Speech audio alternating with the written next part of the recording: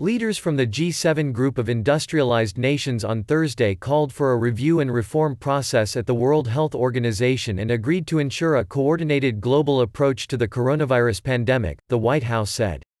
G7 leaders agreed to remain committed to taking every necessary measure to ensure a strong and coordinated global response to this health crisis and the associated humanitarian and economic calamity and to launch a strong and sustainable recovery, the White House said in a statement after a video conference call between the leaders.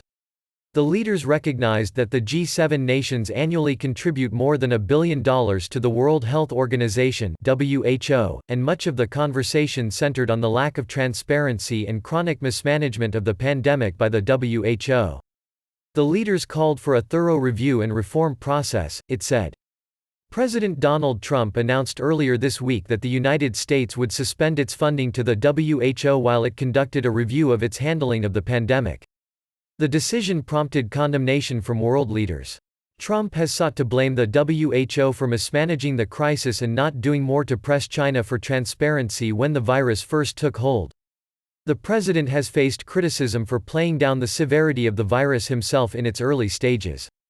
He has also been complimentary of Chinese President Xi Jinping's handling of the issue.